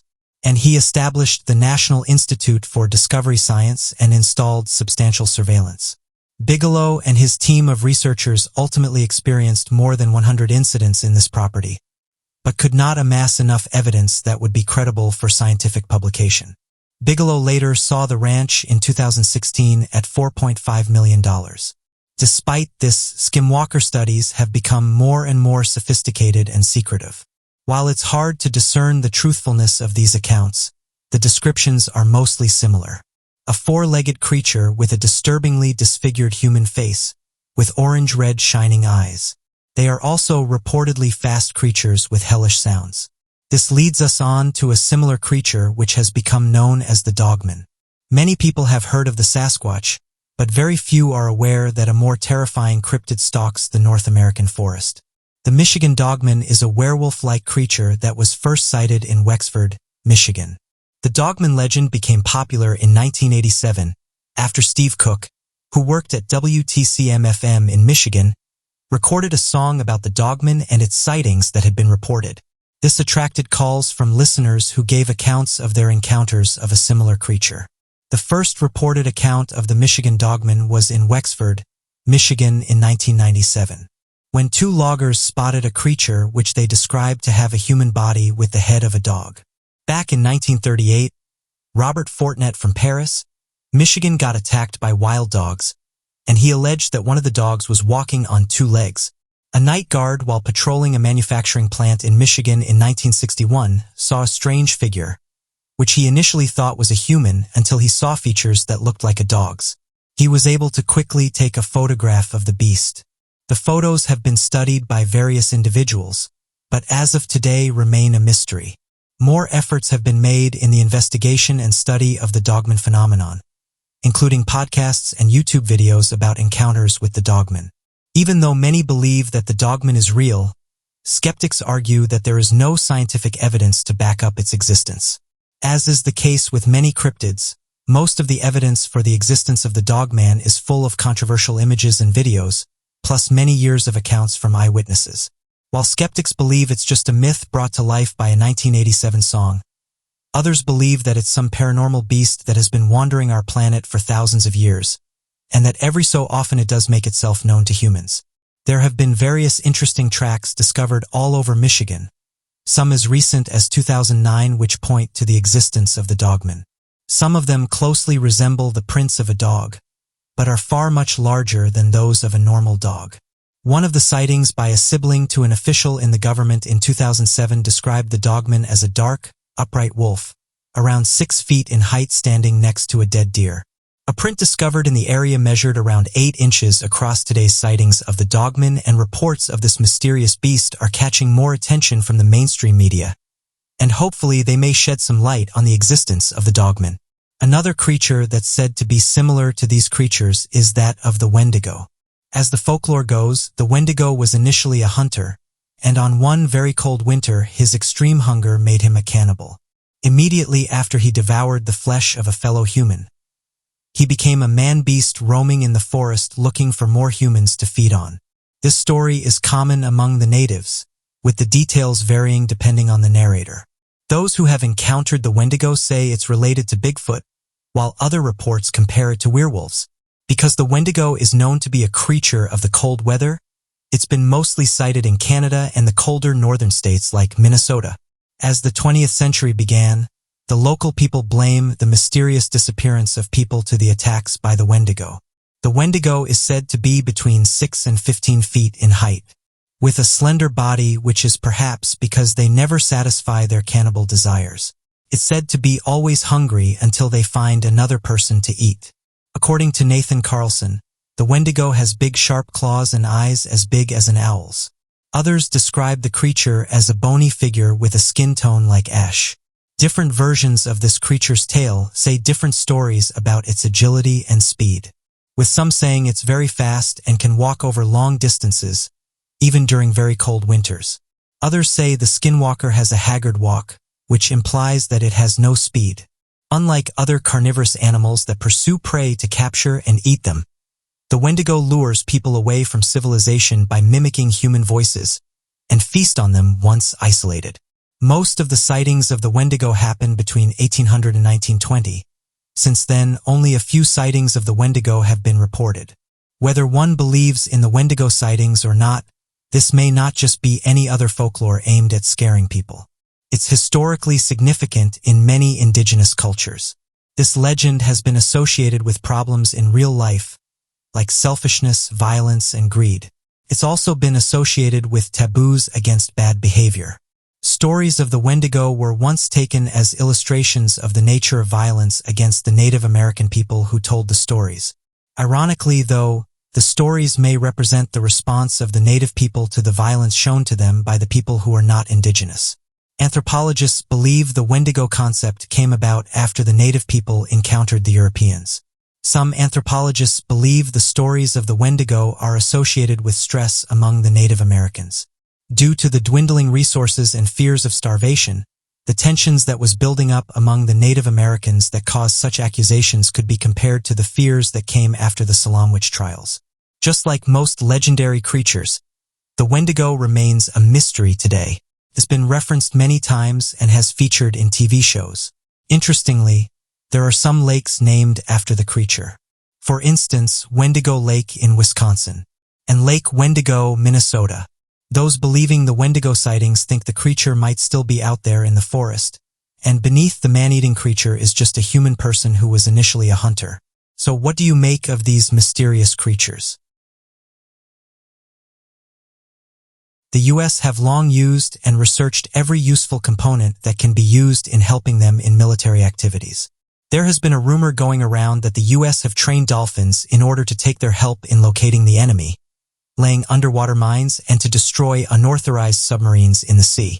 Some speculation has arisen that the U.S. have developed specific weapons like poison darts and sonar jamming devices for dolphins. They have, however, denied using any type of marine life to harm humans. The U.S. trains the dolphins and sea lions according to U.S. Marine and Mammal Program, which is based in California. Most of their dolphins were taken from the Gulf of Mexico and were used by the U.S. in the First and Second Gulf Wars.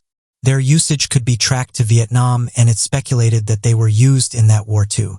Around 75 dolphins were reported to be in use by the military in 2007, but the report in 2019 indicated that there were around 70 dolphins and 30 sea lions in use.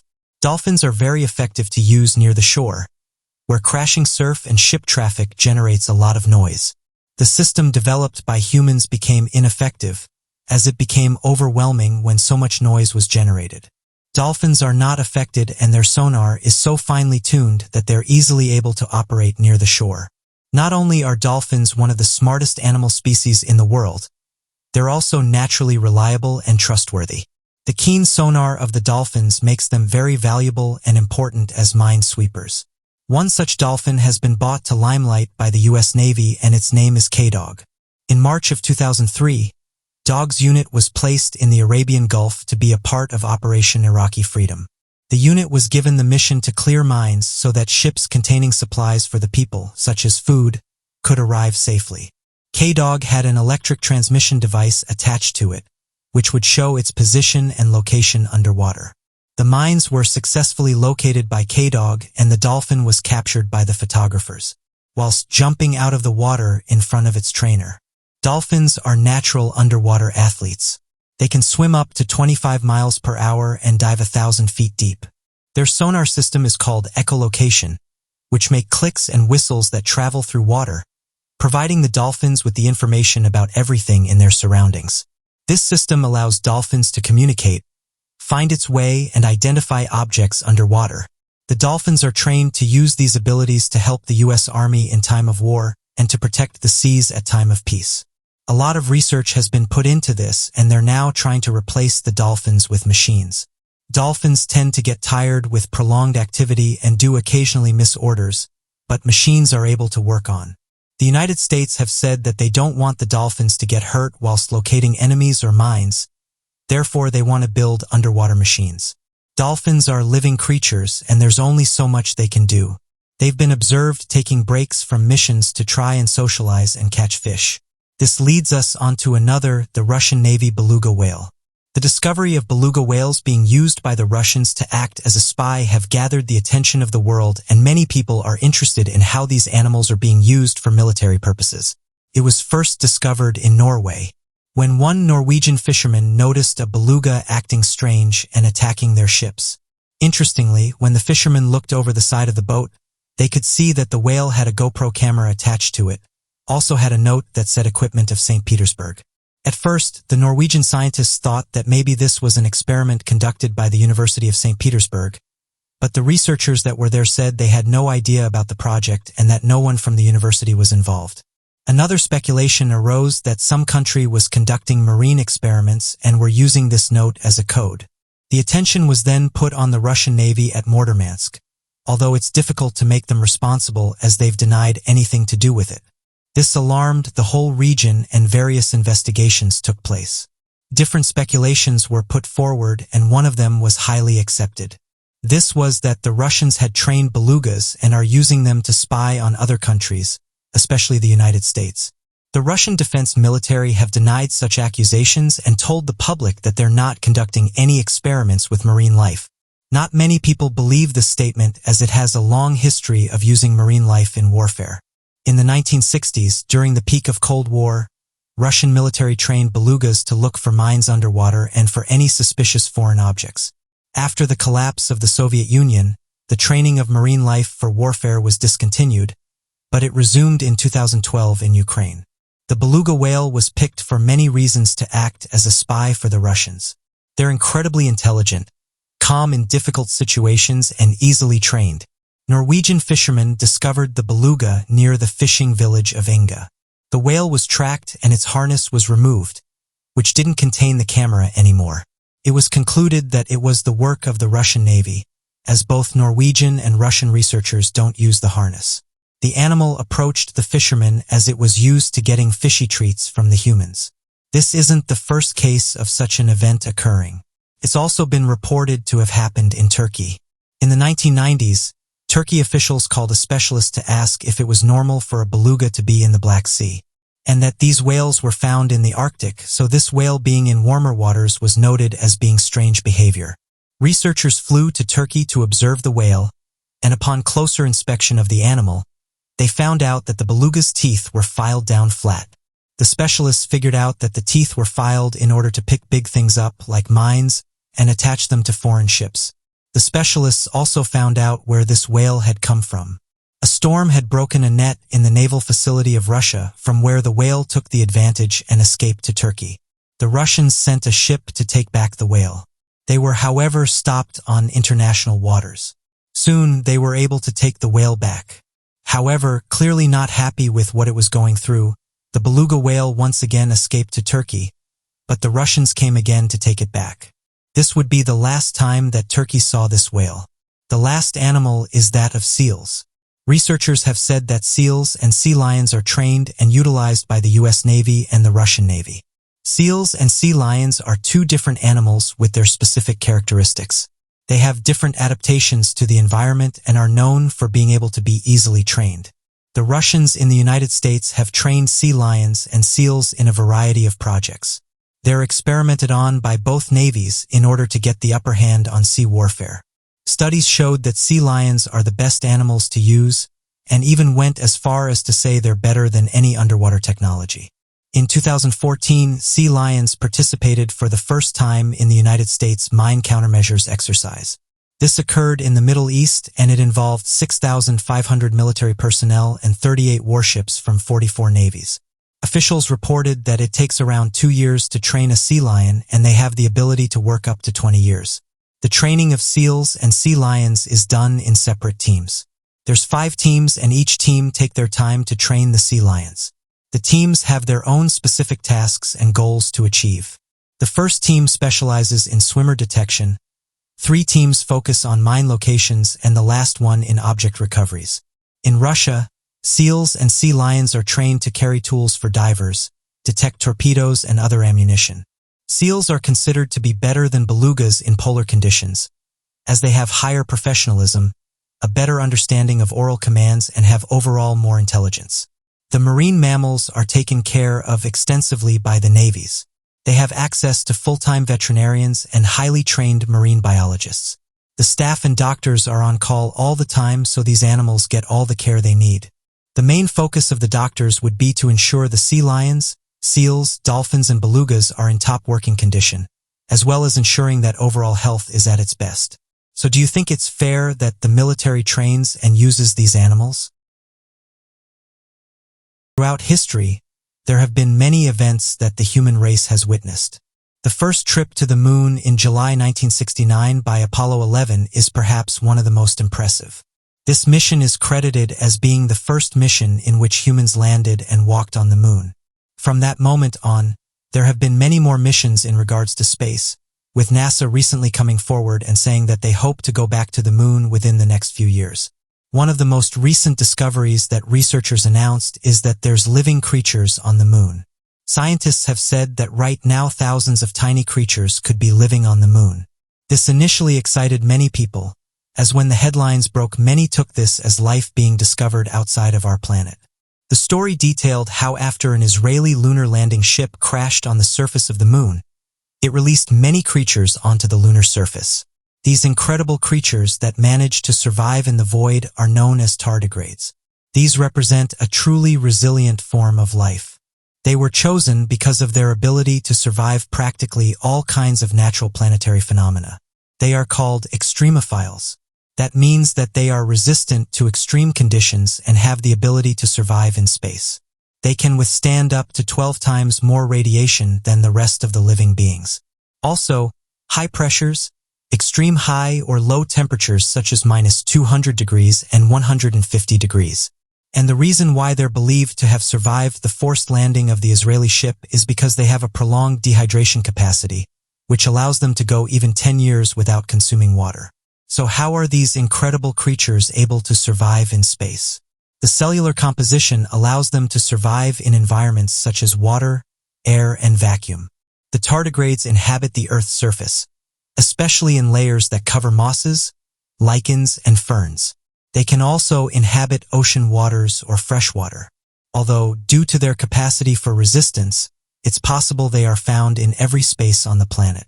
These small creatures have an oval shape, 8 clawed legs, a central nervous system, and reproductive apparatus. Interestingly, though, they lack circulatory and respiratory systems. They are very small. However, adults can be seen with the naked eyes. They can reach a length of 0.5 millimeters, while the smaller ones are only 0.05 millimeters long. There are many investigations that have been carried out in regards to tardigrades. In 2016, scientists in Japan managed to revive some tardigrades who had been frozen for around 30 years. In 1948, an Italian biologist hydrated some tardigrades found in a sample of dry moss. They had been preserved since 1828. As the days passed, signs of slight movement could be seen in one of the creatures, but it then stopped moving. A Russian space mission was launched in 2007, and included in this mission was a set of tardigrades who were exposed to the vacuum and intense radiation of low-I orbit. They were exposed to this for 10 days.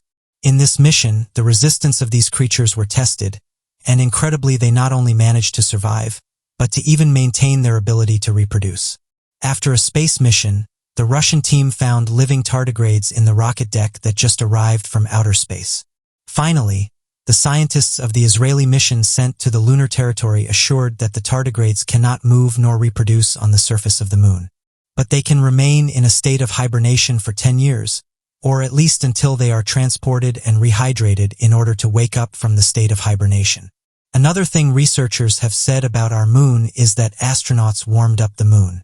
Since the first space missions to the moon, many discoveries have been made, but there are more unanswered questions that arise when thinking about the lunar surface and the infinite mysteries it holds.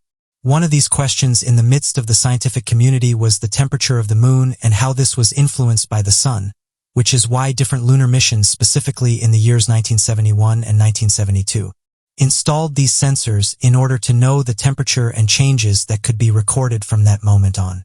Surprisingly, the data showed an increase in temperature in the 1970s. The increase would be approximately 2 degrees Celsius. Up until now, no precise explanation has been found as to why this is happening, but it is possible to determine that the warming was caused by the astronauts. In 2010, the original radio transmissions were obtained again. 440 magnetic tapes in total, which contained data on the temperature which until then had been kept hidden. At the beginning of the transmissions, only those taken between 1971 and 1974 were analyzed, leaving the transmissions from 1975 to 1977 unrevised.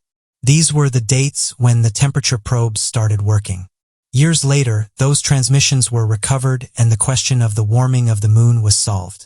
The answer to that question was that as time went on after the astronauts had been to the moon, the heat spread from the surface to the interior, something that is not very normal. And strangely enough, the interior and exterior have less and less differences in temperature. The data that could be obtained in places where the transmissions were made show that the cause of the temperature increase is due to the tracks left by the astronauts.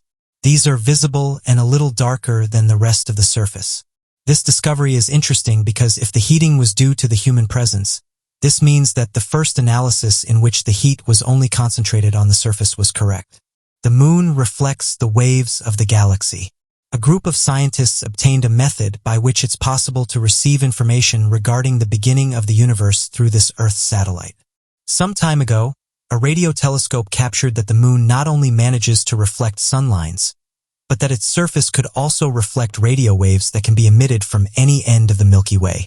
Until then, it had not been possible to know exactly the shape of the first galaxies or even the first stars, which is why scientists decided to use the surface of the moon as a mirror in which waves created millions of years ago can be reflected, and thus obtain enough information to create an image of how the formations of stars or entire galaxies could have been since the beginning of time. In order to use this method, it's fundamental to have a complete study of the moon's surface, its characteristics such as the regular waves it reflects, or the radio emissions according to its temperature. If none of these data are available, it may be very difficult to differentiate these waves from those that may be emitted by the Milky Way. Searching for waves in space is no simple task. Waves from an early universe can be very faint compared to waves from not so ancient and much brighter objects, for example, traveling stars or electrons. It's interesting that even this technique must take into account the brightness of the Earth. The Earth can emit waves towards the moon, and consequently these will be reflected back to the telescopes. Therefore, the signal will be contaminated with unnecessary information, so these waves have to be excluded from the analysis of information obtained by the radio telescope. This technique allows researchers to obtain a measure of the intensity of the waves received from the Milky Way as they are reflected back to the moon. Finally, there is still much more we can discover about the moon. We only need to pay more attention and spend more time observing and studying this incredible satellite, which seems to have some great secrets. For many years, humans have looked up to the moon and wondered how it was formed. Right after the sun came into existence billions of years ago, other planets in the solar system began to take shape. However, the moon was not formed until hundreds of millions of years later. Scientists have debated the origin of the moon, and while some of these theories are still regarded as potential answers, other theories have been thrown out the window over time. 3 major theories on how the moon was formed are the giant impact hypothesis, the co-formation theory, and the capture theory. According to the giant impact hypothesis, a Mars-sized body called Theia crashed into the Earth around 4.5 billion years ago. The debris from the collision combined into a solitary round body orbiting the Earth and eventually made the moon. The co-formation hypothesis states that the moon formed in orbit around the Earth at the same time the Earth was formed. In 2012, It was suggested that the Earth and the Moon were formed at the same time after a collision caused by two huge bodies. The capture system theory looks at the Moon being formed somewhere within the solar system before it's snatched by the Earth.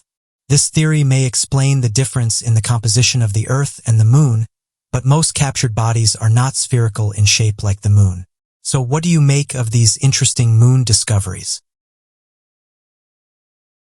Despite advancing to this extent and involving themselves, humans are said to be the most complicated creatures on Earth. We are responsible for the condition of this planet today, which we did in the name of growth and development. We are so engrossed in cherishing and covering up the evilness of what we are doing today, that many say we're forgetting about where we came from and what our true meaning is. On this topic, most of the people will assure they do know who their ancestors are and how they evolved, but we never wonder about the fact that it's not possible for everyone to evolve or adapt to new surroundings. The truth is that many ancient humans and creatures have come and gone, and the large majority of these have been lost to science. The big question is, though, what happened to these ancient creatures, or for that matter, what happened to our ancient ancestors and what was their downfall? These questions demand the study of time before and after the existence of these complicated creatures. If we see answers to our ancestors and the past, then there are some discoveries and observations which shed light on the mysterious life of human beings and what led them into oblivion. One of the most recent discoveries is that scientists have said they found evidence of a ghost population of ancient humans. This isn't meant to be taken literally. Population is the population which is inferred using statistical techniques. Researchers were always in doubt if there were other ancient humans who once existed in Africa, but their DNA or fossils were never found. A peculiar discovery has been made by scientists recently, in which they stated something which is enigmatic for humans today. Scientists claim they have found mysterious genes of ancient humans who lived around 500,000 years ago in West Africa. Though this discovery also left researchers confused. The team started to study this concept in depth to find out actual cause behind this. While digging into the matter, they reached a point where researchers found traces of unknown ancestors in the genomes of West African populations.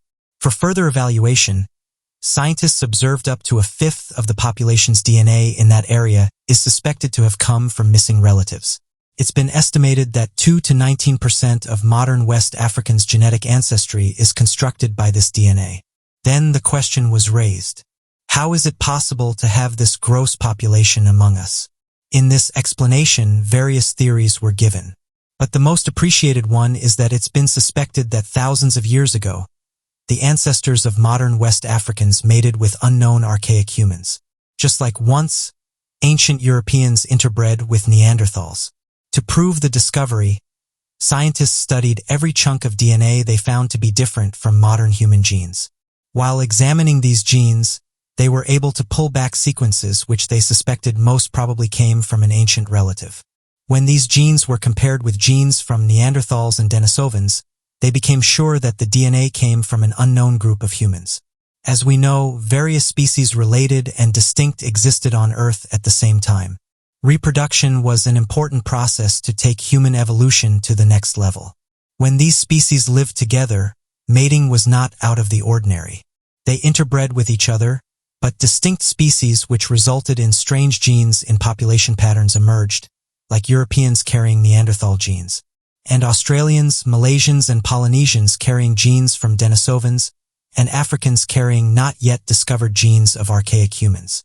UCLA researchers said the following: while several studies have revealed contributions from deep lineages to the ancestry of present-day Africans, the nature of these contributions remain poorly understood. The findings are interesting and have added another mystery in regards to our ancient ancestors. Over many thousands of years, there have been various waves of mating or variety in the population of yet unknown archaic human relatives. The other expected could be that this ghost population might have split thousands of years ago from ancestors of Neanderthals and modern humans.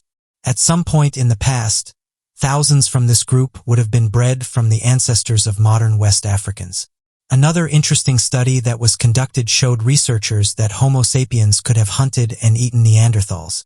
Human evolution is quite well known to science as research teams have been studying them for years, but we've never really thought about what would have happened to the species which were unable to evolve or adapt to their surroundings. How did they meet their end?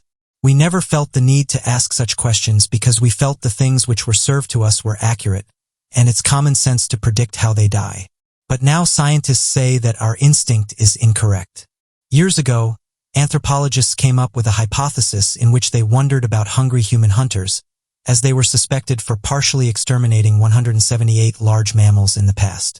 The question was then put forward, what if they did the same with Neanderthals? Today, we see humans eating rats, bats, dogs, and a variety of other animals. The argument these days is that we don't necessarily have to do this. But going back, they wouldn't have had much of a choice, and would have taken whatever was in front of them. During those times when there was limited resources available, and when humans were not so evolved, they would have perhaps taken the opportunity to feed upon the weak ones. As Darwin stated, survival of the fittest. Here this theory can be applied in proper terms. By the end of the Pleistocene, Neanderthals became slow-reproducing mammals and inferior from humans in every other aspect. The humans might have predated over them in competition for food and plays. There is no convincing evidence yet in favor of this statement, and all those evidence which are presented to claim the hypothesis are not enough. One researcher named Mr. Martinez Navarro said the following: "The only matter to test this is to find direct evidence of modern human eating marks on Neanderthal remains. We even broken marks on bones and artifacts made by modern humans. As of today, more research is being carried out." Another interesting creature that's grabbed the attention of experts is that of Gigantopithecus. One of the biggest questions in regards to this animal is, why did Gigantopithecus become extinct? Gigantopithecus holds claim to being the biggest ape to ever have existed. Interestingly, humans would have been around while they were on the planet, with researchers saying they coexisted with Homo erectus. The fossil record of this primate species suggests that Gigantopithecus were the largest known species of primates, reaching a height of around 9.8 feet and weighing in the region of 580 to 600 kilograms. During the Pleistocene era, climate change caused plants to change, and fruits started to dwindle, which was the ultimate cause of their extinction. It's been theorized that this happened around 100,000 years ago. In the savanna, the main food sources were leaves, roots, and grasses, which Gigantopithecus did not eat. After research, it's been suggested that Gigantopithecus probably did not have the same ecological flexibility, and possibly lacked the psychological ability to resist stress and food shortages. According to this hypothesis, starvation could have been the reason behind their extinction. They exclusively depended upon the forest for food and habitat, but as the Ice Age hit, the earth began to change. Dense forests started changing into grasslands, where they only got bamboo to consume. As the climate started to change around them, they also had to change. It's said that a few of these massive creatures would have survived, but the large majority would have perished. From the fossils and protein sequence of Gigantopithecus, scientists figured out these giant beasts were similar to orangutans. During this change in the forest, smaller primates were able to take advantage of the situation. Due to their smaller size, orangutans had the ability to reduce their metabolism to low levels, and this would have helped when food was unavailable. This feature helped them to keep their population alive in dark times. Maybe Gigantopithecus did not have this option, so they met their end. One research scientist said the following: during that era, a lot of fluctuations in climate were experienced, and there were also colder and drier conditions. I see this as a beginning study. It's putting a new piece in the puzzle, and the puzzle is not very complete.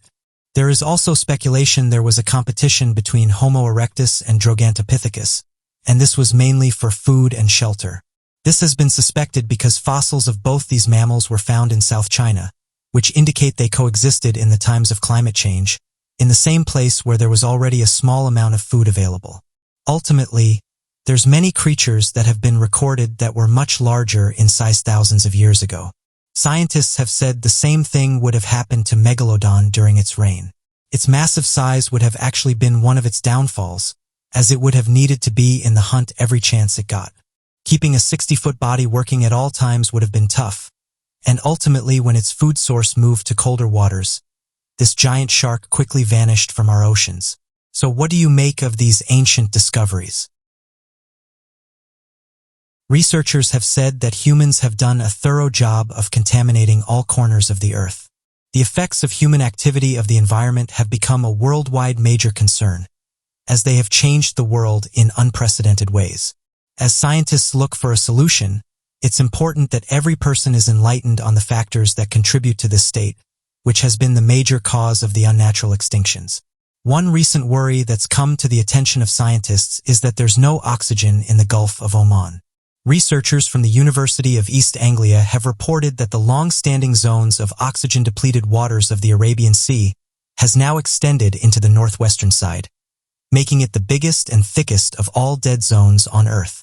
The team discovered that the levels of oxygen in the Gulf have reduced dramatically, and the dead zone had well below the average oxygen concentration. This data was collected by researchers back in the 1990s. This era has mostly been off-limits to researchers as a result of piracy and geopolitical tensions. Researchers from the Oman Sultan University and the University of East Anglia deployed sea gliders or underwater robots to survey the Gulf of Oman, and they did this for a period of 8 months. This was between 2015 and 2016, and during this time they were sending data to researchers. This was on the oxygen concentration and ocean currents through satellites. Findings from these studies indicated that the dead zones of this Gulf has increased in severity and size, comprising entirely of no oxygen or extremely low levels of oxygen. They proposed the major factors contributing to the growing dead zones is warming waters, which have resulted in bacterial growth, and a reduction in the Gulf's oxygenation when the ocean layers mix. Other contributing factors include rising pollution and nitrogen and phosphorus runoffs from fertilizers, which feed the algae blooms known for their oxygen-greedy nature. These algae also block fish gills and use more oxygen when they die and start decaying. According to the reports from the University of East Anglia, the team of researchers combined data from their sea gliders with high-resolution computer simulations to check the spread of oxygen in the northwestern Arabian waters. They did this during different seasons. From their findings, the dead zones move up and down from season to season, squeezing fish in a thin layer close to the surface. The Arabian Sea supports many species of fish, even those that can tolerate low levels of oxygen. However, Batin Quest, a marine biochemist at the University of East Anglia, says that the findings of the research have shown the actual situation is far worse than expected. Dead zones are called so because they cannot support aquatic life. According to Batin, the ocean is suffocating, and with marine life requiring oxygen, they cannot survive. This is a real environmental concern with grave consequences for all life forms, especially humans. Researchers warn that the size of ocean dead zones has increased by 4-fold since 1950, and low oxygen areas around the coastlines have increased over 10 times. More than 500 dead zones have been discovered since 1950. Other water bodies with relatively big dead zones include Mexico's northern Gulf and the Baltic Sea, which is located between southern Sweden and Denmark. Another worry that's come to the attention of scientists is that of plastic in Antarctica. In the most recent disturbing news about the impact of human activity on nature, Greenpeace announced their discovery of plastic pollution and toxic chemicals while exploring Antarctica. After snow and water samples from the Antarctic were analyzed, traces of microplastics and chemicals were seen. According to Frida Benningston, who is in charge of the campaign to protect the Antarctic by Green Beans. Even though Antarctica may be known for its pristine remote wilderness, humans are guilty of causing pollution, climate change, and industrial krill fishing. She continued to say that even the remotest habitats in Antarctica are being affected, and measures need to be put into place to stop the pollution and restore the entire ecosystem from the damages caused due to this pollution. The samples were collected when Greenpeace were on an expedition to Antarctica, and when analyzed, 7 out of the 8 samples of surface water tested positive for microplastics. Additionally, 7 out of the 9 samples of snow collected tested positive for toxic chemicals and PFAS, which are commonly used in the industries and manufacture of consumer products and are said to be associated with the reproductive and developmental complications in wildlife. Some of the snow that was gathered was freshly fallen, which implies that most of the toxic chemical pollution came from the atmosphere. Little is known about the microplastics in Antarctica, and this study has shed new light on the degree of contamination in this region. These reports have come due to the rising concerns about the levels of plastic pollution as scientists are warning risks of permanent contamination of planet Earth. The UN warned it among the greatest environmental threats, saying that even though some countries have taken action, there is still a lot more that needs to be done. German researchers reported that sea ice floating on the Arctic Ocean was also contaminated with plastic waste, which could be released into the waters as the ice melts away due to global warming. In trying to understand how far the pollution has spread, Ike Piken, an author in the Institute for Polar Marine Research, told that new studies should indicate how far plastics are windblown into the Arctic by wind, and also what amount of sweat by currents of the ocean. They continued to say that they observed all manner of wastes from fishing in the Arctic, and they tried to remove them from the water. He mentioned the need to place a ban on all human activities in this area to protect the incredible wildlife of the Arctic. Currently, plastic is almost everywhere, from the Arctic to the Antarctic to the deepest of the oceans, and urgent measures need to be taken to prevent the flow of plastics into the waters, to conserve the oceans and marine life for future generations. Greenpeace is doing research as part of campaigns of creating an Antarctic ocean sanctuary. At around 1.8 million kilometers squared, this would be 5 times Germany's size and possibly the wildest protection space in the world. The sanctuary is the EU's proposal, and a decision is most likely going to be made in the Arctic Ocean Commission meeting that will be held this coming October. Another thing is the melting Arctic ice releases stored toxic chemicals. As if the threat of global warming was not enough, new research has suggested that melting Arctic ice may be releasing more than just water. As ice covers melt due to changes in the climate, deadly chemicals that were stuck in the ice from years of pollution are being released back into the atmosphere, exposing all life forms to toxins that are known for causing illness and even death. Scientists warn that the amount of toxic chemicals piled in the polar regions is not known, and if released into the atmosphere, it will undermine all the efforts made globally to minimize their exposure to humans and the environment. The chemicals trickling out with the increase in global warming include chlordane pesticide DDT, industrial chemicals, and fungicides. All of the above persistent organic pollutants were in the past popular in agricultural use. Even the grave consequences on human beings and the environment have been less.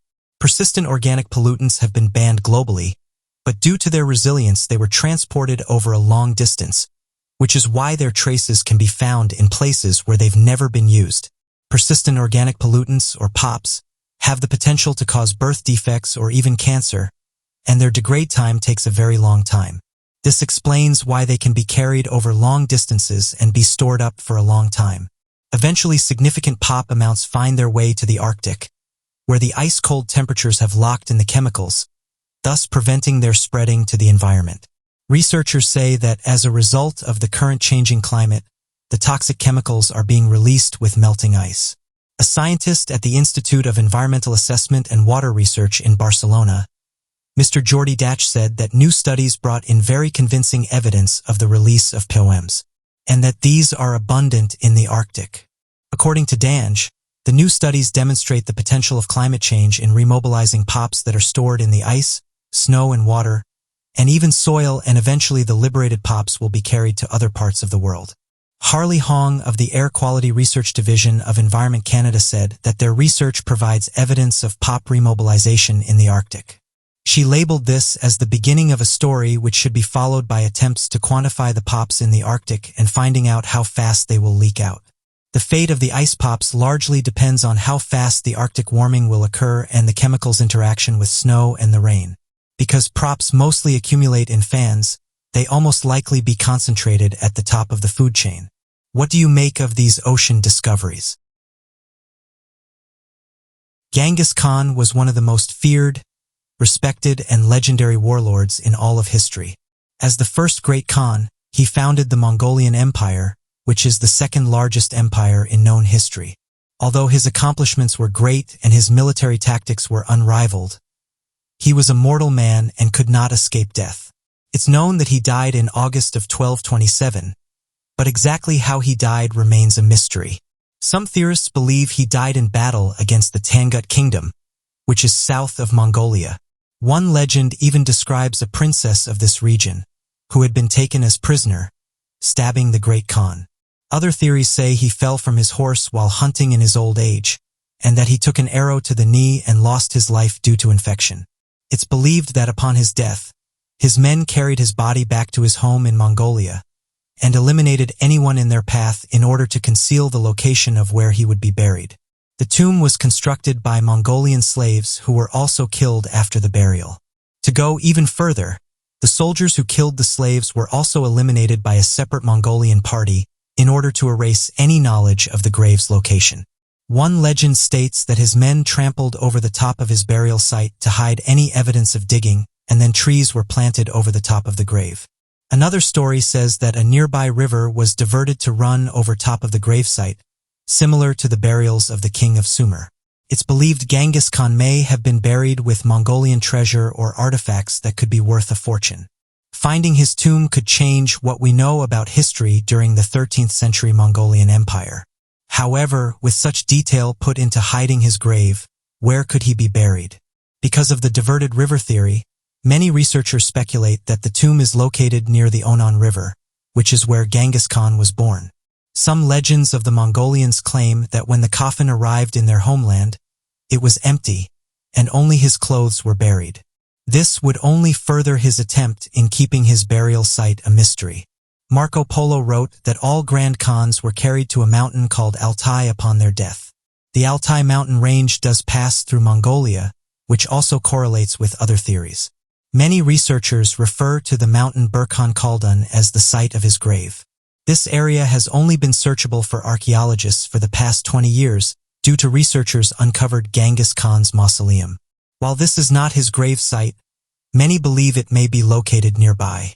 Whilst finding Genghis's burial tomb would be great for historical research and archaeology as a whole, many Mongolians do not want the tomb to be discovered, for fear of a great curse being unleashed upon the world. Due to what he was like during his lifetime, many have said they don't want the ruler reaching the surface again, and that it's best if he's left alone. So what do you make of this, and do you think researchers will ever find Genghis Khan? The National Aeronautics and Space Administration has been responsible for numerous incredible achievements and has made countless discoveries. It is one of the most prestigious research agencies in the world and one of the first to conduct space explorations. Since the first launch of a ship into space, there have been many technological advances and discoveries whose protagonists have been the agency's researchers. However, NASA officials have also been responsible for several errors and failures, which shows that regardless of the studies or experience they may have, it's still possible to make mistakes. It's no secret that only a few of these mistakes have been exposed to the public.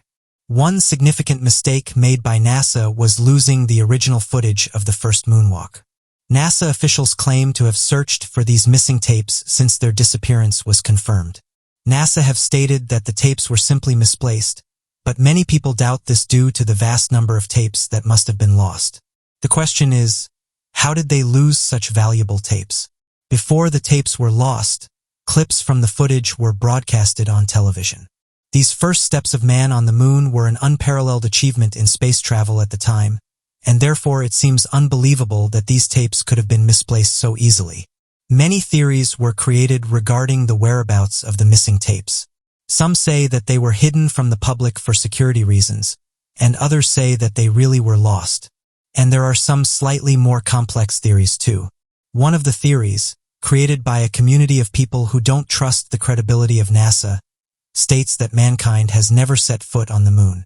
This theory is based on the idea that the tapes weren't really lost, they just never actually existed. The theorists believe that lunar missions from 1969 to 1972 weren't real, but were recorded on a film set hidden in a military base. However, in recent years these missing tapes were found. It's believed that more than 200,000 tapes of recordings were considered not important by NASA and were demagnetized to be reused for other occasions and therefore ended up at auction. Approximately 65 boxes of these magnetic tapes in an auction. Not knowing that the tapes had such important footage on them, the intern planned to sell the tapes onto a television station, where they would have to be recycled and used for new recordings. However, the intern then noticed a label on the outside of the boxes, identifying them as the Apollo 11 mission. The intern had heard the story of the lost tapes and therefore found a way to play the tapes in order to identify them. Once they were confirmed as the missing tapes, Approximately 2.5 hours of footage was recovered and digitalized. NASA's comments on the subject were as follows. If the tapes are as described in the sale material, they're 2-inch videotapes recorded in Houston from the video that had been converted to a format that could be broadcast over commercial television and contain no material that hasn't been preserved at NASA.